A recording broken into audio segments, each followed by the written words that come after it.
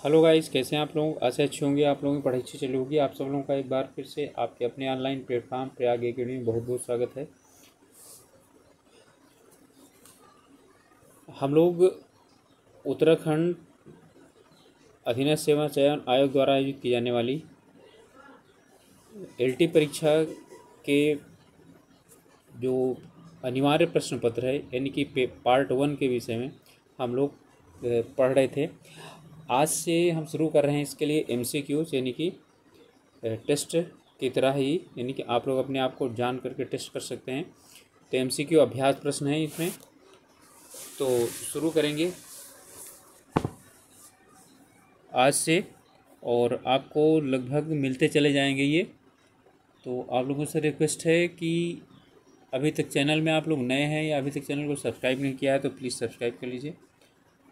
और हम लोगों का प्रयास कैसा लग रहा है आप लोग ज़रूर बताइएगा।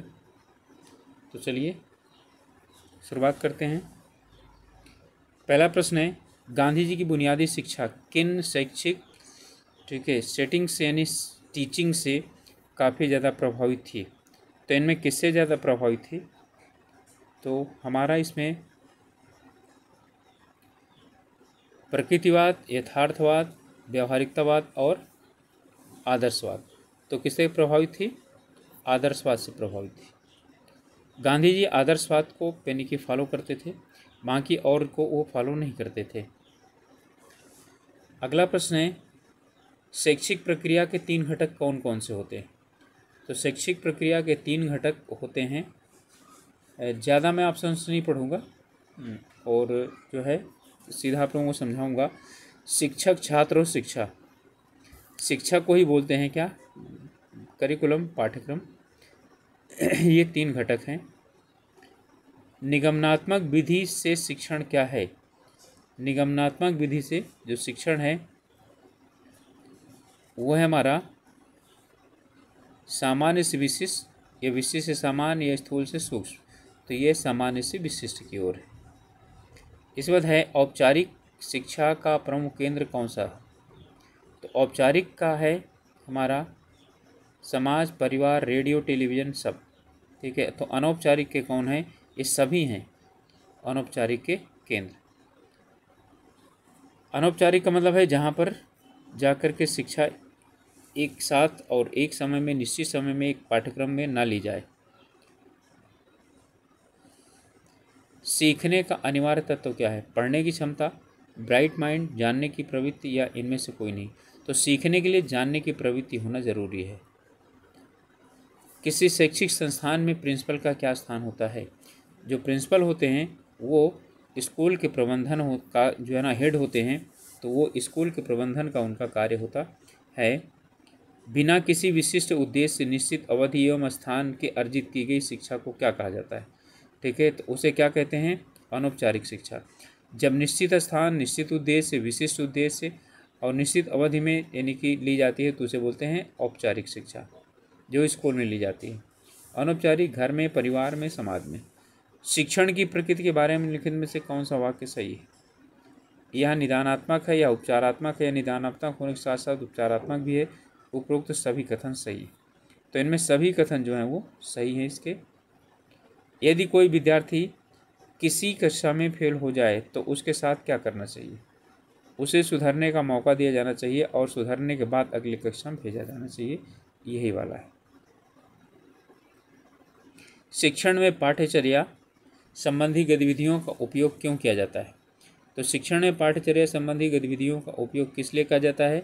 ध्यान रखिए, पाठ्यचर्या संबंधी गतिविधियों का उपयोग क्यों किया जाता है? शिक्षण को आसान बनाने के लिए, शिक्षक को रोचक, समझने प्रभावी बनाने के लिए, शिक्षण को आकर्षक बनाना और शिक्षक की सहायता करना। ठीक है। पाठ्यचर्या संबंधी यानी करिकुलम, शिक्षण में करिकुलम संबंधी गतिविधियों का उपयोग क्यों किया जाता है? तो इसमें है शिक्षण को रोचक, समझने और आसान तथा प्रभावी बनाने के लिए। बच्चे की शिक्षा के लिए पहला स्कूल कौन सा है? तो बच्चे की शिक्षा के लिए पहला स्कूल क्या होता है? परिवार होता है। निम्नलिखित में से कौन सी शिक्षा प्रणाली वैज्ञानिक प्रगति का समर्थन करती है? तो इनमें वैज्ञानिक प्रगति का समर्थन कौन करती है? तो यथार्थवाद, आदर्शवाद, प्रकृतिवाद और इनमें से कोई नहीं। ठीक है, तो इनमें यथार्थवाद तो है नहीं, प्रकृतिवाद भी नहीं करती। ठीक है, प्रकृतिवाद उस पर आधारित है। यथार्थवाद जो है ये मानता है कि यथार्थवाद वैज्ञानिक प्रगति का समर्थन करता है। मतलब ये कहता है कि विज्ञान से ही क्या है, यानी कि सत्य की प्राप्ति संभव है। लेकिन यानी प्रकृतिवादी विज्ञान पर आधारित हैं, विज्ञान की शिक्षा का पर यानी कि वो समर्थन नहीं करते, उस पर आधारित हैं। पाठ योजना का क्या अर्थ है? वह सब कुछ तैयार करना जो शिक्षा की एक सीमित अवधि में पढ़ा लेता है। कक्षा में पूछे जाने वाले सभी प्रश्नों के उत्तर या पूछे जाने वाले प्रश्नों की उत्तर। ठीक है, पाठ पढ़ाने से पहले उठे पढ़ना ही क्या होता है? पाठ योजना होता है। आदर्शवादियों की दृष्टि से शैक्षिक अनुभव के मूल्य किस पर निर्भर करते हैं? छात्र को उचित रूप से प्रेरित किया गया है या नहीं, क्या वह यह स्वीकृत संस्थानों में संरक्षित करता है या नहीं, यह किस हद तक विद्यार्थियों की इच्छाओं को संतुष्ट करता है, और जिस तरीके से यह भविष्य के अनुभवों को प्रभावित करता है। ठीक है, तो यह किस हद तक विद्यार्थियों की इच्छाओं को संतुष्ट करता है। इसके बाद है उदारवादी बनाम व्यावसायिक शिक्षा के मुद्दे पर प्रगतिशील शिक्षकों का दृष्टिकोण क्या है? व्यावसायिक उद्देश्य इस व्यक्ति को सीखने के स्तर गिराने का दबाव डालते हैं। उदार कला विषय को व्यावसायिक प्रशिक्षण के रूप में आगे बढ़ाना चाहते हैं। व्यावसायिक और उदार शिक्षा को अलग नहीं किया जाना चाहिए। सभी विषयों में व्यावसायिक अभिविन्यास होना चाहिए। ठीक है, क्वेश्चन देखिए, ये कह रहा है कि उदारवादी बनाम व्यावसायिक शिक्षा के मुद्दे पर प्रगतिशील शिक्षकों का दृष्टिकोण क्या है? ठीक है, तो इसका है व्यावसायिक और उदार शिक्षा को अलग नहीं किया जाना चाहिए। शिक्षा में प्रकृतिवाद का समर्थक कौन था?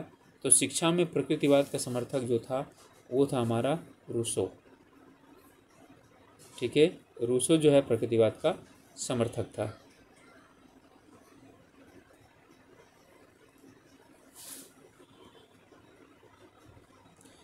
इस बात है, व्यावहारिक व्यक्ति के लिए कौन सी शैक्षणिक गतिविधि सर्वाधिक वांछनीय है? शैक्षिक यानी कि वैज्ञानिकों ने जो लक्ष्य निर्धारित किए हैं उनका अनुमान लगाना, लोकतांत्रिक सिद्धांत में विद्यार्थियों का अंधाधुंध परिणाम, इसका विद्यार्थी के भविष्य पर अनुभव लाभकारी पड़ता है, और यह विद्यार्थी के लिए सहज, सक्रिय, निरंतर, आनंददायक, व्यावहारिक है। इसमें यह है कि शैक्षिक वैज्ञानिकों ने जो लक्ष्य निर्धारित किए हैं, ठीक है, उनका अनुमान लगाना। इस बात है, इनमें से किसने स्कूल उद्यानों को बढ़ावा दिया?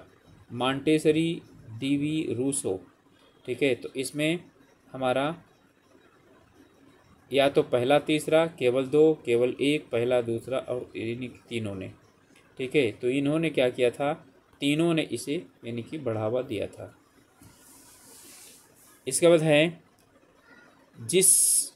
किस स्कूल ने कोई हस्तक्षेप नहीं, कोई रोक नहीं के नारे के साथ आत्माभिव्यक्ति बनाए रखना, ठीक है, वो क्या है?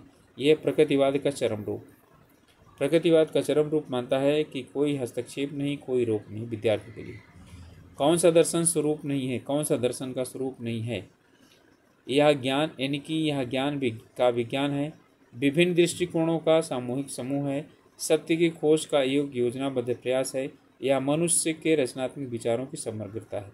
यही नहीं है, रचनात्मक विचारों की समग्रता है, यही क्या है? गलत है। ठीक है, चलिए इसके बाद है बैक टू नेचर किसका नारा है? तो बैक टू नेचर किसका नारा है? प्रकृतिवादियों का। प्रकृतिवाद की शिक्षा का उद्देश्य कौन सा नहीं है? प्रकृतिवाद की शिक्षा का उद्देश्य कौन सा नहीं? शिक्षा जीवन के निचले रूपों में मनुष्य के विकास की धारणा है।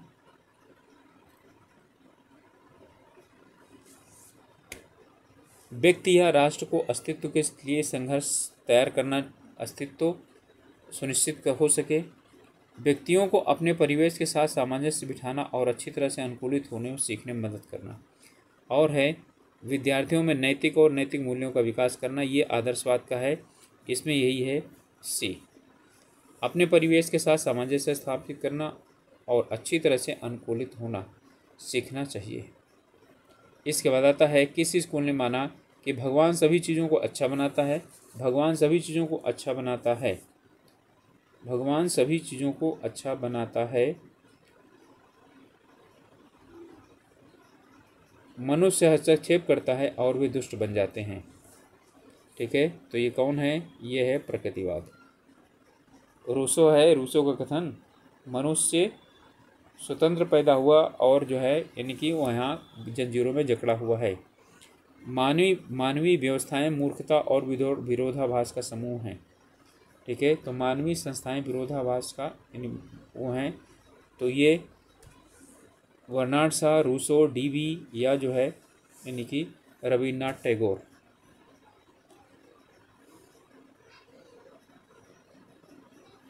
तो इसके हैं रूसो। किस शिक्षा दर्शन के अनुसार व्यक्ति के व्यक्तित्व का उत्थान शिक्षा का कार्य है? यानी कि व्यक्ति के व्यक्तित्व का यानी उत्थान शिक्षा का कार्य है। ठीक है, ये व्यावहारिकतावाद है। पाठ्यक्रम से आप क्या समझते हैं? एक बच्चा पाठ्यक्रम के माध्यम से सीखता है। वार्षिक अध्ययन का कुल योग, एक स्कूल की गतिविधियों का कुल योग, या पूरे वर्ष भर शिक्षकों द्वारा छात्रों को पढ़ाए जाने वाले पाठ्यक्रम को इंगित करता है। पाठ्यक्रम क्या है? तो एक स्कूल की गतिविधियों का कुल योग, इसे पाठ्यक्रम कहा जाता है। महात्मा गांधी ने किस शिक्षा प्रणाली का प्रतिपादन किया था? गतिविधि द्वारा शिक्षण, संगीत के माध्यम द्वारा शिक्षण, श्रवण, ध्यान आदि के माध्यम से शिक्षण। ठीक है, तो इन्होंने जो किया था, ठीक है, वो इन सभी के माध्यम से शिक्षण की बात की थी। भारत माता पेंटिंग के संदर्भ में निम्नलिखित में से कौन सा सत्य है? इसे रविन्द्रनाथ टैगोर द्वारा चित्रित किया गया और इसे 1905 में बंगाल विभाजन के खिलाफ प्रतिक्रिया के रूप में, ठीक है, प्रयोग किया गया। इसमें केवल 2 सही है। ठीक है, केवल 2 सही है। रविन्द्रनाथ टैगोर ने इसे नहीं बनाया था। कमेंट में आप लोग लिख करके बताएंगे कि किसने बनाया था। दूर यानी कि दर्शन की कौन सी शाखा ज्ञान, उसकी संरचना, पद्धति और वैधता से संबंधित है? ठीक है, तो ज्ञान से संबंधित है, संरचना संबंधित है, वो ज्ञान मीमांसा है। ठीक है, तो वो है ज्ञान मीमांसा। इसके बाद अगला है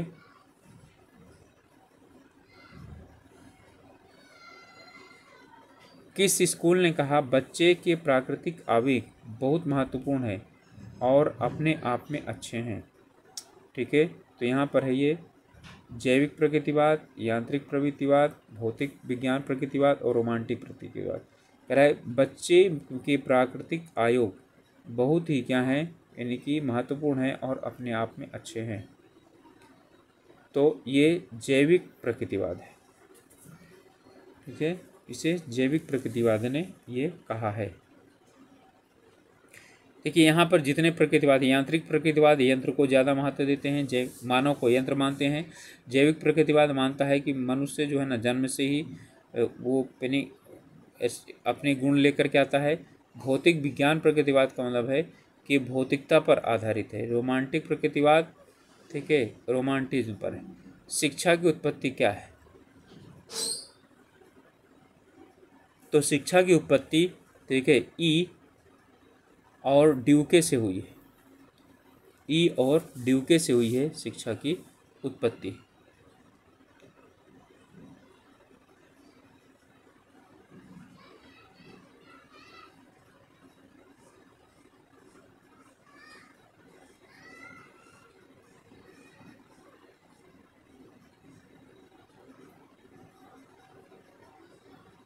ओके, अगला क्वेश्चन है निम्नलिखित में से कौन सा कथन सही है?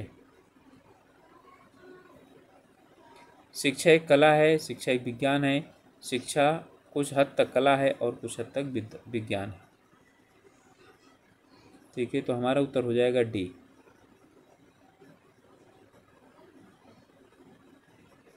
आगे है दर्शन की कौन सी शाखा वास्तविकता की प्रकृति से संबंधित मुद्दों की जांच करती है? ठीक है, यानी कि वास्तविकता की प्रगति की जो है ना बात करती है, तो यह तत्वमीमांसा।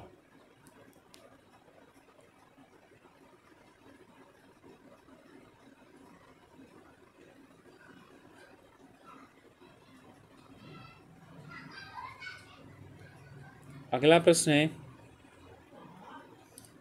शिक्षा दर्शन शिक्षण की आवश्यकता किस पर आधारित है? सभी छात्र एक जैसे नहीं होते। विभिन्न देशों में शिक्षा की विभिन्न प्रणालियाँ पाई जाती हैं। विभिन्न दर्शनों में शिक्षा के हर पहलू पर अलग अलग दृष्टिकोण है। सीखने सिखाने के विभिन्न तरीके हैं। इसमें कह रहा है शिक्षा दर्शन की बात कर रहा है। शिक्षा दर्शन शिक्षण की आवश्यकता किस पर आधारित है?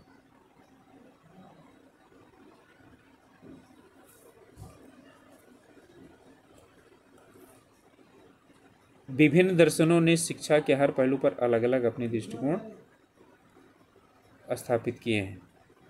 छात्रों की आवश्यकताओं के अनुरूप कक्षा की शिक्षण अधिगम गतिविधियों को तैयार करने के लिए शिक्षक को का ज्ञान होना चाहिए कि व्यवहारात्मक मनोविज्ञान, औद्योगिक मनोविज्ञान, अनियमित मनोविज्ञान, विकासात्मक मनोविज्ञान।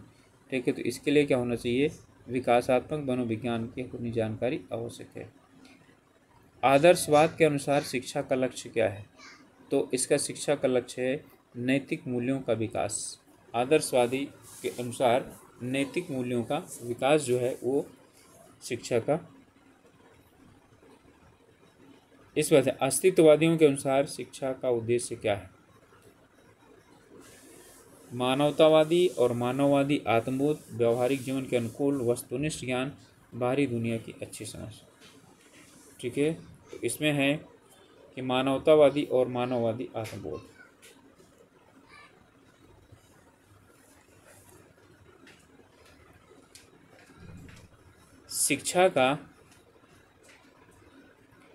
शिक्षा का कौन सा दर्शन अनुशासन लागू करता है और बच्चे के हितों के आधार पर सामाजिक अनुशासन की वकालत करता है?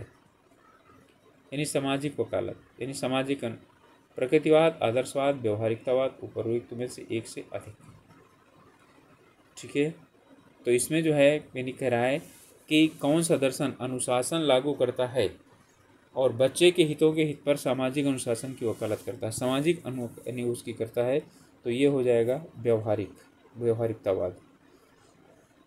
शिक्षा का कौन सा दर्शन मनोविज्ञान को शैक्षिक सिद्धांत का अधूरा अध्ययन और अपर्याप्त आधार मानता है? यानी कौन सा ऐसा दर्शन है जो मनोविज्ञान को शैक्षिक सिद्धांत का अधूरा अध्ययन और अपर्याप्त, ठीक है, आधार मानता है?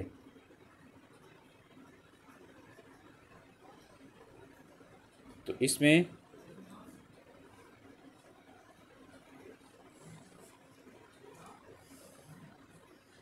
यथार्थवाद, व्यवहारिकतावाद, आदर्शवाद और प्रकृतिवाद।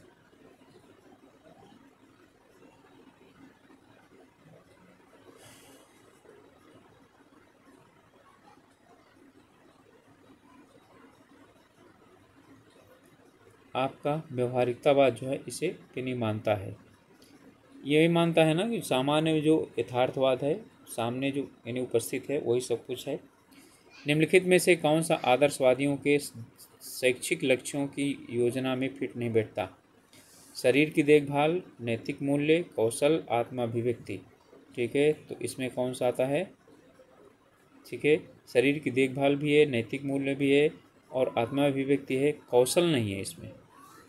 ठीक है, तो कौशल इसके अंतर्गत नहीं आता है। यथार्थवादी का शिक्षा का उद्देश्य क्या है? आत्म साक्षात्कार, आध्यात्मिक नैतिक विकास, खुशहाल और नैतिक विकास और व्यक्तित्व का संपूर्ण विकास। ठीक है, तो यथार्थवादी मानते हैं, ठीक है, वो खुशहाल और नैतिक विकास, व्यक्तित्व का संपूर्ण विकास। मनुष्य के बारे में प्रकृतिवादियों की अवधारणा क्या है?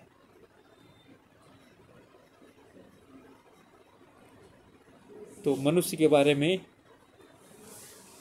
प्रकृतिवादियों की अवधारणा है कि मनुष्य का अस्तित्व का सार ही उसका आध्यात्मिक स्वभाव है। पशुता के बजाय आत्मा ही वास्तव में मनुष्य है। ये सब आदर्शवाद के हैं। चीज़ों की प्रकृति में प्रत्येक व्यक्ति एक आदर्श पैटर्न मौजूद है और है प्रकृति ने उन्हें पुरुष होने से पहले ही बच्चे पैदा कर देगी। प्रकृति उन्हें पुरुष होने से पहले बच्चे पैदा कर देगी। ठीक है, ये नहीं है, इसमें यह है जो चीज़ें प्रकृति चीज़ों की प्रकृति में प्रत्येक व्यक्ति का एक आदर्श पैटर्न मौजूद है। ठीक है, ये है।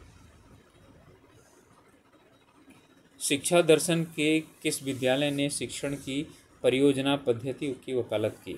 ठीक है, तो इसने की व्यवहारिकतावाद ने। ठीक है, व्यवहारिकतावाद का उपयोगितावाद भी कहते हैं। ठीक है, प्रयोजनवाद भी कहा जाता है।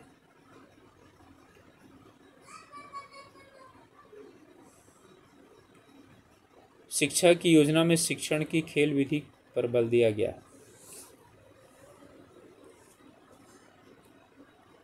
तो इसमें बल दिया गया है प्रकृतिवादियों के द्वारा, करके सीखना, खेल द्वारा सीखना।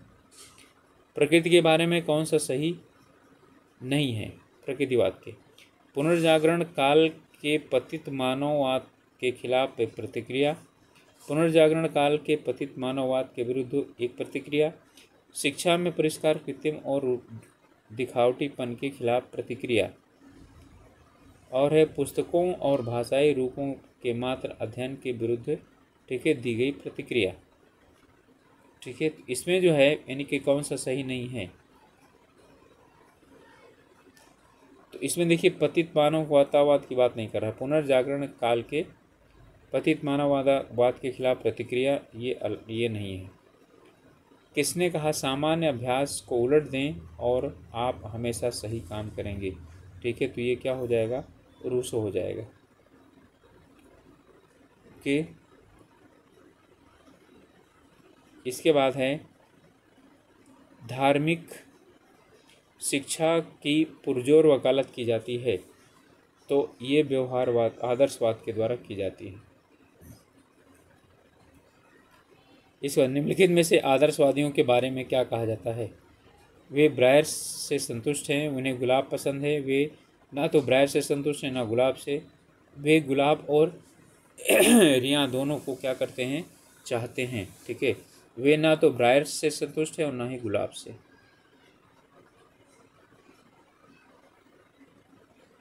इसके बाद इसमें है शिक्षा के दर्शन का कौन सा संप्रदाय डार्विन के विकासवाद के सिद्धांत की निकटता दर्शाता है? ठीक है, तो ये प्रकृतिवाद है। डार्विन का यानी कि जो नियम है वो प्रकृतिवाद पर है। तो गाइस ये थे लगभग 50 प्रश्न थे और आशा है आप लोगों को अच्छे लगेंगे और आप लोग अपना अभ्यास करते रहिए और लगातार तैयारी करते रहिए। 18 अगस्त को शायद आपका पेपर हो भी जाएगा। ओके, तो आप लोगों से रिक्वेस्ट है कि अभी तक चैनल को सब्सक्राइब नहीं किया है तो प्लीज़ सब्सक्राइब कर लीजिए और अपने ग्रुप्स में शेयर कर सकते हैं, जिससे कि और कुछ लोग हम लोग साथ जुड़ना चाहें तो जुड़ सकते हैं। ओके, मिलेंगे अगले वीडियो में, तब तक के लिए all the best. Okay, take care.